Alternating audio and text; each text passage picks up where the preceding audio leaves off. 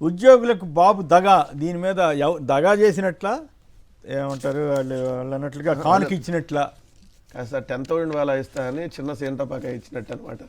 దగా అంటే అంతేనా? ధమాకా ఇచ్చినట్ల. ధమాకా అంటే దీపావళి కాబట్టి దాని దీపావళి ధమాకా అన్నాడు కదా. ధమాకా అంటే ఏంది? జగన్మోహన్ రెడ్డి గారి హయాంలో 11 డిఏలు ఇచ్చాడు. 11 ఇచ్చారు. 11 డిఏలు జగన్మోహన్ రెడ్డి గారి హయాంలో 2019 నుంచి 24 మధ్య ఇచ్చాడు. 5 సంవత్సరాల కాలంలో ఇంట్లో కోవిడ్ ఉన్నా కూడా. మళ్ళీ రాగానే ఐఆర్ ప్రకటించాడు. రాగానే 27% ఐఆర్. మళ్ళీ పిఆర్సీ ఇచ్చారు. ఇప్పుడు నువ్వేమి ఇస్తానన్నా? ఐఆర్ ఇస్తానన్నావు, పిఆర్సీ ఇస్తానన్నావు.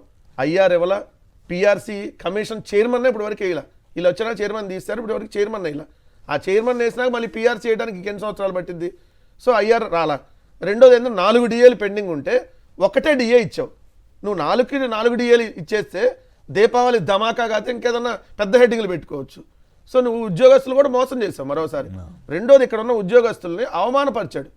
సచివాలయ ఉద్యోగుల్ని అసలు వీళ్ళు పనికిరారు, వేస్ట్. అంటే అందరికంటే ఎక్కువ పని చేస్తున్న సచివాలయ ఉద్యోగులు సార్. ప్రజలకు దగ్గరగా కనెక్ట్ అయ్యేది వాళ్ళే. ఎందుకంటే ప్రతి గ్రామంలో ఉండి ప్రజలకు దగ్గరగా కనెక్ట్ అయ్యి ఈవెన్ వాళ్ళ చేత నువ్వేం చేస్తున్నావు? పెన్షన్లు కూడా వాళ్ళ చేత ఇప్పిస్తున్నావు కదా. ఇప్పిస్తే ఈ సచివాలయ వ్యవస్థను పెట్టడమే వేస్ట్. ఈ 1,26,6,000 మంది ఉద్యోగులు పెట్టడం వల్ల అదనంగా భారం అయింది. ఆర్టీసీని ప్రభుత్వంలో తీసుకోవడం వల్ల భారం అయింది. అంటే నువ్వేంటి ఆర్టీసీని మళ్ళీ ప్రైవేట్ పరం చేయాలని నిర్ణయించావా? సో అట్లానే ఈ సచివాలయ ఉద్యోగులు వేస్ట్ అని చెప్పి చెప్పదలిచావా? అంటే క్లియర్గా చంద్రబాబు నాయుడు గారును రాధాకృష్ణ ఒక వీడియో ఉంది సార్. 2019 ఎన్నికలకు ముందు వాళ్ళు అధికారంలోకి వచ్చే ముందు ఒక ఇంటర్వ్యూ చేశారు. ఆ ఇంటర్వ్యూలో ఉద్యోగస్తులకు సంబంధించి ఆనా డాష్లు ఈనా డాష్లు అని మాట్లాడాడు రాధాకృష్ణ. దానికి చంద్రబాబు నాయుడు కూడా సమర్థిస్తా మాట్లాడి అదిగో ఎవరో టీ తనకి అబ్బాయి అయితే అని అదిగో వాళ్ళు ఉన్నారు ఇంకా ఆపేసేది దాని టాపిక్ అని చెప్పిన ఒక వీడియో ఉంది మీకు. సో అట్లా ఉద్యోగస్తులను ఎప్పుడు కించపరిచింది చంద్రబాబు నాయుడు గారు. మీరు ఆయన మనసులో మాట అనే పుస్తకంలో ప్రభుత్వ ఉద్యోగాలు దండగా అని రాశాడు. మనసులో మాట అనే పుస్తకంలో ప్రభుత్వ ఉద్యోగాలు దండగా అని చెప్పి చంద్రబాబు నాయుడు గారు మనసులో మాటనే ఆ రోజే చెప్పాడు. చెప్పి ఈరోజు మళ్ళీ నిన్న ఉద్యోగస్తుల మీటింగ్లో కూడా వీళ్ళందరినీ తీసుకోవడం వల్ల భారమైంది. జగన్మోహన్ రెడ్డి గారు 6 లక్షల మందికి ప్రభుత్వం ద్వారా శాలరీలు ఇచ్చారు అదనంగా. ఏది 5 సంవత్సరాల టర్మ్లో. అది వాలంటీర్లు అవ్వచ్చు, శాశ్వత సచివాలయ ఉద్యోగులు కావచ్చు, హెల్త్ డిపార్ట్మెంట్కి సంబంధించి కావచ్చు, అవుట్సోర్సింగ్ కావచ్చు. 5 ఏళ్ల కాలంలో 2 ఏళ్ళు కోవిడ్ ఉంటే 6 లక్షల ప్రభుత్వ ఉద్యోగాలు జగన్మోహన్ రెడ్డి గారు కల్పిస్తే నువ్వు ఇప్పుడుకి కేవలం 10,000 మొన్న డిఎస్సి ఉద్యోగాలు ఇచ్చింది. 6,000 కూడా జగన్మోహన్ రెడ్డి గారి నోటిఫికేషనే. 10,000 ఇచ్చేసి ఉన్న ఉద్యోగస్తులకి జీతాలు పెంచకపోగా ఐఆర్ ఇవ్వకపోగా మళ్ళీ వాళ్ళని కించిపరిచేటట్టు మాట్లాడుతున్నా. అంటే అప్పుడు జాబ్ క్యాలెండర్ నేను చేశారు. నేను ఎక్కడ జాబ్ క్యాలెండర్ డబ్బు ఎంప్లాయీస్ వేస్ట్ అని అంటున్నారా? జనవరి 1న జాబ్ క్యాలెండర్ అన్నాడు. జాబ్ క్యాలెండర్ అంటే ప్రభుత్వ జాబులు. సో ఇప్పటి వరకే ఇచ్చింది ఎంత? డిఎస్సి ఇచ్చాం కదా అని అంటారు. 10,000 కదా సార్ వాళ్ళు ఇచ్చింది. 16,000 పోస్టుల్లో 6,000 జగన్మోహన్ రెడ్డి గారు ఉన్నప్పుడు పోస్టులు అయ్యి 6,100. సో ఇచ్చింది ఎంత? 10,000 ఉద్యోగాలు. సో తీసేసినవి 3.5 లక్షల పైగా ఉంది కదా. బెవరేజ్ కార్పొరేషన్కి సంబంధించి తీసారా, అవుట్సోర్సింగ్ తీసారా, ఫైబర్ నెట్లో తీసారా, అదేవిధంగా రేషన్ వెహికల్కి సంబంధించి తీసారు వాళ్ళు. అదేవిధంగా మీరు చూస్తే వాలంటీర్లు, గ్రామ సచివాలయ వార్డు వాలంటీర్లు అందరిని తీసారా. మొత్తం కలిపి 3.5 లక్షల ఉద్యోగాలు తీసేసి ఇచ్చింది 10,000.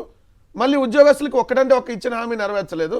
ఎంత దారుణం అంటే వాళ్ళకి మెడికల్కి సంబంధించినటువంటి ఎలవెన్స్లు అవి కూడా ఇవ్వలేదు. ఇప్పుడు వరకు ఇవ్వటం లేదని వాళ్ళందరూ మొత్తుకుంటే ఉద్యోగాలు మాత్రం మిమ్మల్ని మీరే గెలిచేటట్టు చూసుకుంటామని అన్నారని రాసుకున్నారు తెలుగుదేశం మీడియాలో. చెబుతున్నారు సార్ వాళ్ళు. ఇప్పుడు చంద్రబాబు నాయుడు గారు లేదా వాళ్ళలో కొంతమంది ఎవరు కూడా చెబుతారా? ఎన్జిఓల అఫీషియల్ మీటింగ్ లో మీరే గెలవాలి సార్ మళ్ళీ అని కూడా చెబుతారా? అట్లా చెప్పపోయినా వీళ్ళైతే పత్రికలో రాసేస్తున్నారు. పేరు రాయొచ్చుగా పలానా నాయకుడు అన్నారు, రాయలేదు. మళ్ళీ అసలు జగన్ గారు అంటే అపాయింట్మెంట్ ఇవ్వలేదని ఏదో ఉద్యోగ సంఘాలు అన్నారని రాశారు. ఏ ఉద్యోగ సంఘ నాయకుడు అన్నాడు? రాయాలిగా. మరి నువ్వు 16 నెలలు నువ్వు ఇచ్చిన ఎన్నోసారి అపాయింట్మెంట్? ఫస్ట్ టైమే కదా. ఇదే ఫస్ట్ టైం. అది కూడా ఏంది? వాళ్ళు రోజు ప్రెస్ మీట్లు పెట్టి మాకు ఇవ్వటం లేదు. ఆయన బొప్పరాజు వెంకటేశ్వర్లు అనే ఒక ఇంటర్వ్యూలో ఎక్కడో చెప్తున్నాడు, ఇంతవరకు ఒకసారి కలుద్దామంటే కూడా సార్ని కలవటానికి వాళ్ళ మీటింగ్ లో చెప్తున్నాడు సార్. వాళ్ళ మీటింగ్ కానీ ఆ వార్తలు ఎక్కడ రాయనీయకుండా ఏదో ప్రభుత్వానికి సంబంధించి మా డిమాండ్లు నెరవేర్చాలని కోరాం ఇంతవరకు సింపుల్గా రాస్తారనమాట. ఈ రోజు చంద్రబాబు నాయుడు గారు నమ్మి ఏదైతే ప్రజలు అలా మోసపోయారో ప్రజల కంటే ఎక్కువ ఉద్యోగస్తులు మోసపోయారు ఈరోజు. ఎందుకు? వాళ్ళే ఇలా ఉన్నారు. సిపిఎస్ రద్దు చేసి మళ్ళీ ఓపీఎస్ తీసుకొని వస్తా అన్నాడు చంద్రబాబు నాయుడు గారు. ఇప్పుడేమన్నాడు? కోర్టులో ఉందంటున్నాడు. మరి నీ కోర్టులో ఉందని అప్పుడు తెలియదా? సో జగన్మోహన్ రెడ్డి గారు సిపిఎస్ రద్దు చేసి జీపీఎస్ తీసుకొని వచ్చాడు. ఆ గ్యారంటీ పెన్షన్ స్కీమే ఈరోజు కేంద్రం కూడా అమలు చేస్తా ఉంది ఇక్కడ. అంటే జగన్మోహన్ రెడ్డి గారు ముందు చూపుతో ఏదైతే ఆలోచన చేస్తారో అది దాని తర్వాత వేరే ప్రభుత్వాలు కూడా దాన్ని కంటిన్యూ చేస్తాయి, ఎందుకంటే అది మంచిది కాబట్టి. కానీ నువ్వేం చేస్తున్నావు? ఈరోజు మరోసారి మోసం చేసావు. ఉద్యోగస్తులకి దీపావళి బోనాంజా కాదు సార్, టపాకాయలు 10,000 రూపాయలు అదేంది 10,000 వాలా ఇస్తానని చెప్పి చంద్రబాబు నాయుడు గారు ప్రామిస్ చేసి చిన్న ఇంత చెంట బాగా ఇచ్చి మీరు పండగ చేసుకోండి అంటున్నాడు. అంతేనా? అదే పండగ చేసుకోండి, మళ్ళీ దాంట్లో కూడా ఇది ఇచ్చేసారు పండగ చేసుకోండి అంటున్నాడు. రైట్. గోపి గారు మీరేమంటారు? పండగ చేసుకునే పరిస్థితి ఇది దగానా ధమాకానా? సార్ ఇది ఉద్యోగస్తులు కోరుకున్న ప్రభుత్వం సార్. ఉద్యోగస్తులు చాలా కష్టపడ్డారు జగన్మోహన్ రెడ్డిని దించేసి చంద్రబాబు గారిని ఎక్కించుకోవడానికి. అందువల్ల వాళ్ళు అనుభవించాల్సిందే. మొన్న ఈ మధ్య ఉద్యోగ ఎంప్లాయీస్ జేఏసీ నాయకులు మాట్లాడుతుంటే చూశాను ఎక్కడ వీడియోలు. ఇదే ముఖ్యమంత్రి గారిని సంవత్సరంన్నర తర్వాత కూడా కలవలేకపోయామని చాలా బాధపడ్డారు. అలాగే వాళ్ళు దాచుకునే డబ్బులు కూడా గవర్నమెంట్ తీసేసుకుంటుందంట. వాళ్ళు దాచుకున్న డబ్బులు కూడా గవర్నమెంట్ ఇవ్వడం లేదు. ఏదో చదువులకో, పిల్లల చదువులకో, పిల్లల పెళ్లిళ్ళకో, ఇల్లు కొనుక్కోవటానికో ఉపయోగపడతాయని దాచుకుంటాము, ఆ డబ్బు కూడా వాడేసుకుంటున్నారని చెప్పడం నేను ఎక్కడో చూశాను. ఇదంతా చూసిన తర్వాత నాకు అనిపించింది, ఒక పెద్ద బాంబు తెచ్చి అక్కడ పెట్టి ఇదేదో పెద్ద సౌండ్ వస్తుంది అనుకొని అంటించేస్తే అది తుస్సుమనేసింది. సో ఆ పద్ధతిలో ఉంది. ఇప్పుడు 3 డిఏలు 4 డిఏలు ఇవ్వాల్సిన చోట 1 డిఏ ఇచ్చేసి పండగ చేసుకోమంటే ఏం పండగ చేసుకుంటారు సార్? అది పిఆర్సీ రాగానే పిఆర్సీ అన్నారు, ఐఆర్ అన్నారు, అది అన్నారు. ఇప్పుడు సచివాలయ ఉద్యోగస్తులకి గండం ఉంటది అంటారు ఈ లెక్కన. ఇప్పుడు ఆయన వేస్ట్ అంటున్నారు కదా, వాటిని తీసేస్తామనే ఆలోచనకి వచ్చారా, లేకపోతే బెదిరించడమా, ఎట్లా? బెదిరించటమేనండి. చంద్రబాబు నాయుడు గారికి ఉద్యోగస్తులు కానీ ఎవరినైనా సంఘాల వాళ్ళు కానీ బెదిరించడం అలవాటు. తోకలు కత్తేస్తా, తోట తీసేస్తా అని చెప్పి మాట్లాడుతూ ఉంటారు చంద్రబాబు నాయుడు గారు. గతంలో కూడా మనం వాళ్ళు ఎవరో చూసాను, దేవస్థానం ఉద్యోగస్తుల్ని బెదిరించేసారు. సో అట్లా బెదిరిస్తారు, అలా బెదిరించి గ్రిప్పులో పెట్టుకుంటారు.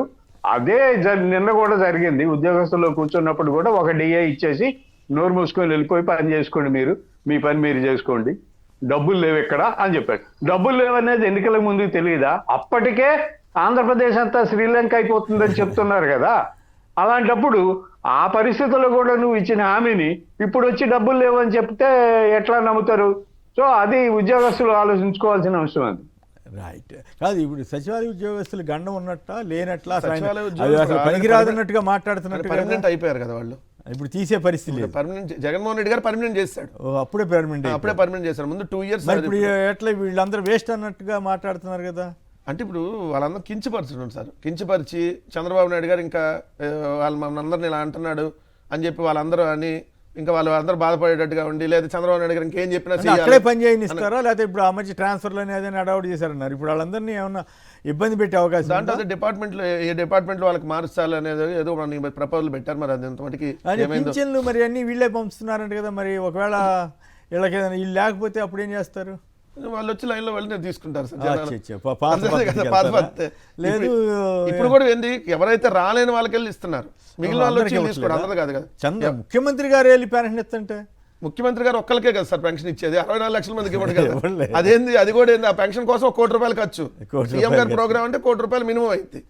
సో అది ఎవరున్నా కూడా ఈయన అక్కడికి వెళ్ళి ముందే సెలెక్ట్ చేస్తారు, ఒకళ్ళని సెలెక్ట్ చేసి అక్కడికి వెళ్ళి పెన్షన్ ఇస్తున్నట్టుగా ప్రతి నెల 1st తారీఖున ఆడే డ్రామాలో ఫస్ట్ భాగం అదే. 1st తారీఖు ఆడే డ్రామాలో ఫస్ట్ పార్ట్